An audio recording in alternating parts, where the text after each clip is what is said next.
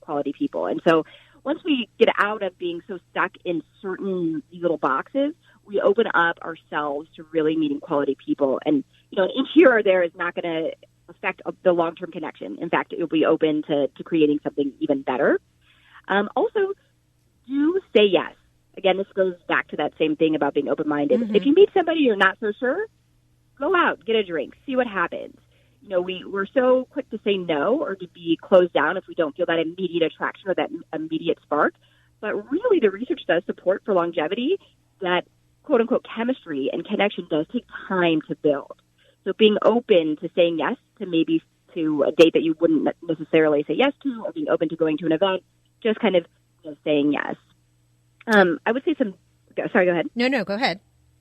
Yes, I would say in terms of don'ts, I would say avoid what I call a marathon first date. So that is when you go out and you're having a really good time, and instead of just a quick drink after work, which I do recommend for a first date, now you're at dinner, and now you're walking around the city, and now you go to a show, and now you go to a drink. And there's something that happens that creates an awkwardness. It's almost too much. Even if it's good, it's almost just too much too quick. Sometimes people end up going home together too quickly, or you end up, putting your foot in your mouth. It just ends up being too heavy too fast. The best thing to do if you are having a really great first date, I would suggest keeping it under 2 hours. If you go a little over, no problem, but my suggestion is under 2 hours. And then get a second date locked in right there. Say, I had a really great time. Maybe we could go to dinner on Saturday night. Right. Get that second date locked in, but still end that first date. So avoid that marathon date. That's good advice. Okay, and dating in the digital world, we're going to talk about that too, but should we expect a text the next day, a phone call the next day? That's a great question. So I think in general, expectations and assumptions in datings create a lot of hurt feelings. There's no hard, fast rule. This should happen all the time. That will happen every time. Dating is not a perfect science. So my suggestion is if there's interest there, it would be in the, either side of the man or the woman's interest to say, thank you, I had a really great time. I'd love to see you again, or to get that second date scheduled. So I would suggest follow up, even a nice thank you text that evening would be appropriate, or at least the next day. Really, people's actions speak, louder than just a word. So what are they doing? Are you guys getting a date set up, or how are you moving forward? Mm-hmm. But I do think that people appreciate, some kind of touch point if there is interest there, for sure. Interesting. Okay. And the dating digital world. Okay. So you're a high-end matchmaker. There's all those apps like Bumble and Hinge and et cetera, et cetera. And I know you work with some of them, right? Right. Yes. We've had relationships with some where we're able to, like I've done webinars for Match and things like that. We do have a relationship. Yes. So what do you think about those two? Yeah, I think, dating online is a great option for people. And a lot of my clients, I even help them do what I call a profile revamp, where we actually go over the pictures that they're using and, how they're describing themselves or how they're answering questions. And it's a tool. It helps you kind of get out there and see what's out there. I will say the average online dater spends about 15 hours a week. So that is, equivalent to a part-time job. Right. And generally people find it's limited return on their effort, right? By the time you actually engage and then you get out and things like that. But, if you're dating, you have to try a number of methods. You have to get out there. You have to get uncomfortable. You have to be comfortable with being uncomfortable, right? You have to try different things. So I think absolutely, it's something that's worth trying. Does long distance work? So it can for the right couple. I think, it also depends at what phase of the relationship the distance occurs. If you meet, you're out, you're out on a vacation with friends and you meet somebody that lives in a completely different, part of the country or something like that. Can it work? Yes, in theory, if you're both really committed to having regular touch points. And by touch points, I mean, calls and texts and FaceTime and while traveling. Is that generally going to work all the time? No, because you need to be able to foster that growing relationship. But if you're both committed, it can work. So it really depends on the individuals in that case. What do you think is a must that a pair needs to have in common in order to make that great connection? So what I found over the years, something that really tends to be what I call there's several things, but one of the things that I really like is humor. So humor compatibility is what I mean by that. So, people often will say to me, I want someone with a good sense of humor. So I really try to unpack that and dig deeper, because when you start to think about it, there is a huge spectrum of what makes people laugh, what offends people. So that's why when you go, on Netflix and you see stand-up comedy, I mean, there's some things that really are going to appeal to one crowd versus another and things like that. And what I've seen, too, in couples that, don't work is maybe one partner's very, very sarcastic and very cutting, and the other person's offended by that or gets hurt or doesn't understand it. And, when the version of yourself that you are with close friends and family, and when you can relax and laugh, that's very authentic. And so I find that if a couple can be compatible in the humor department, that really helps for a genuine connection. You're giving such good advice. And I especially like advice, what you said about when you go on that first date. Don't make it, all the way into the night, into the next morning or longer, and, leave something. And then you walk away with probably that feeling of like, oh, my God, wow, and it's exciting. Yes. And it really is about, it's not that you're playing games, because I do believe it's good to be honest and open. But the reality is dating does take time and experience, and you can't fast forward that by spending 3 days in a row together. It doesn't make up for the time, breaking that up into an appropriate kind of way of getting to know someone. Right, because everyone wants something yesterday. What are the best first date questions to ask? Oh, I love this. I know. It's like... I love sharing this because it gets me so excited to, provide this information, because sometimes, things that some people think are common sense or people should know, you don't know. Right. So number one is, I would say, if you're actively dating, prepare to date. And what I mean by that is for conversation.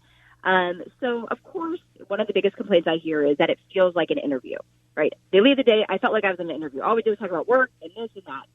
So if you do what I call a little bit of homework, and you can watch some documentaries on Netflix or read an interesting book, and you want to, stay away from really political or controversial issues. But, for example, one of my clients just watched some documentary on the guy who played Elmo's voice, and it's like a really interesting background. So you kind of have what I call these little tidbits of topics that are in your back pocket that throughout that first date you can bring up. So yes, of course you're going to ask where somebody's from, what they do for work, if they have any siblings, the basic stuff. And that should be part of the getting to know you conversation.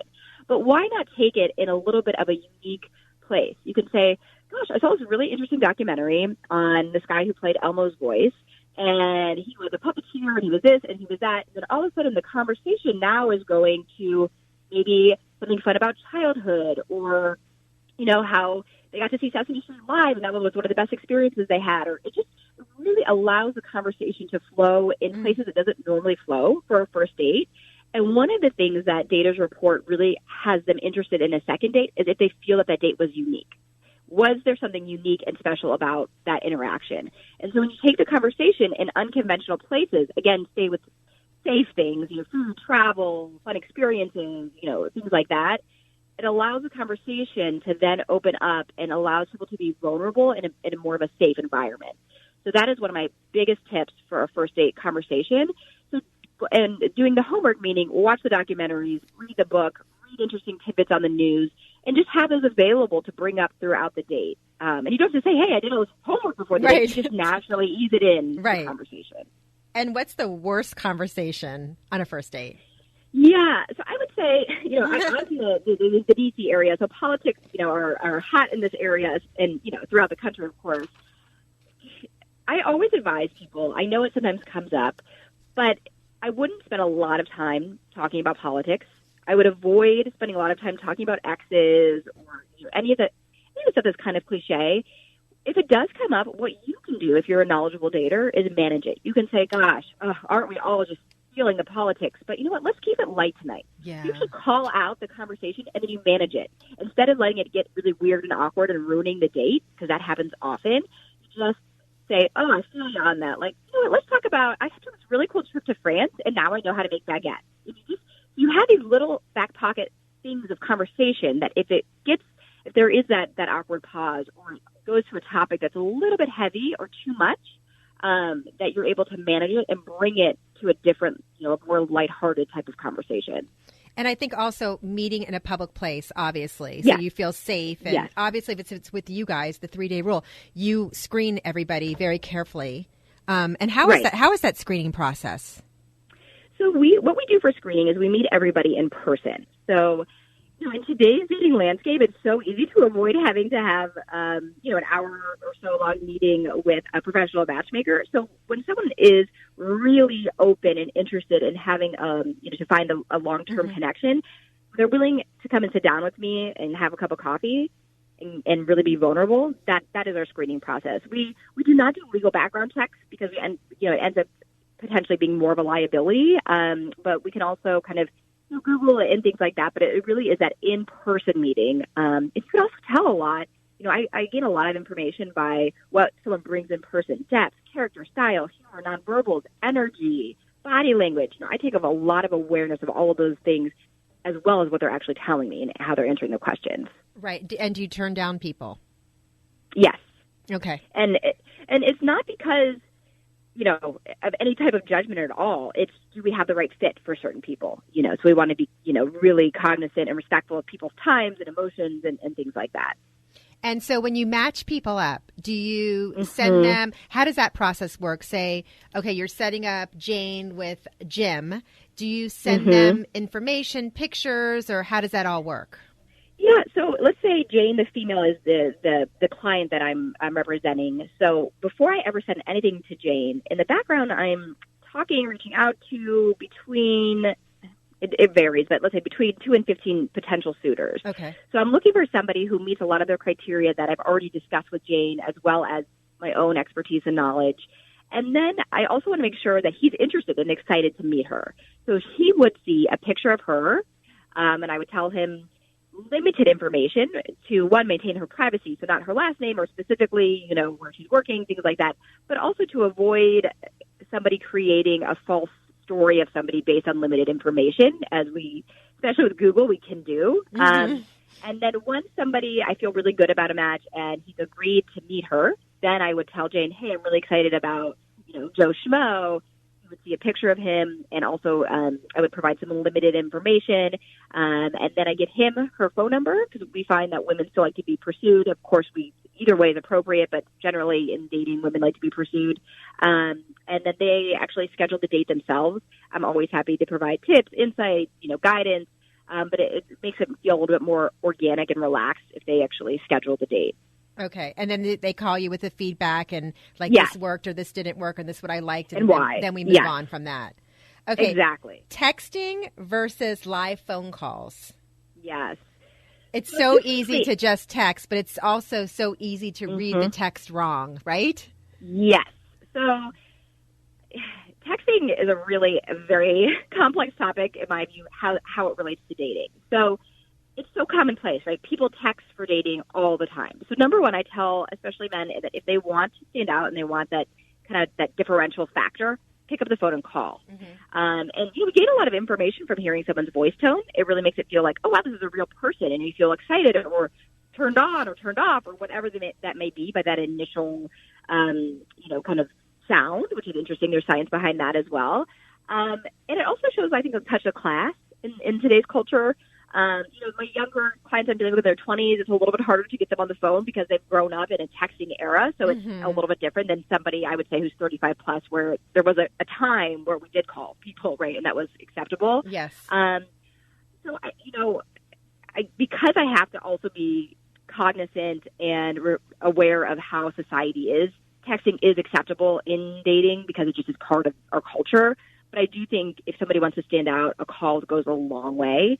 And we, so often forget that we can actually use our smartphone to actually call somebody as opposed to just, using text or to take care of business online and things like that. I also agree with you that it really opens up room for miscommunication when, especially, I definitely do not recommend an in-depth getting to know you conversation on text. That is never a good idea. If you're kind of having these open-ended, long text conversations, first of all, there's no context, there's no tone. You can't tell if someone's being sarcastic. And right. There's all these things that work against you.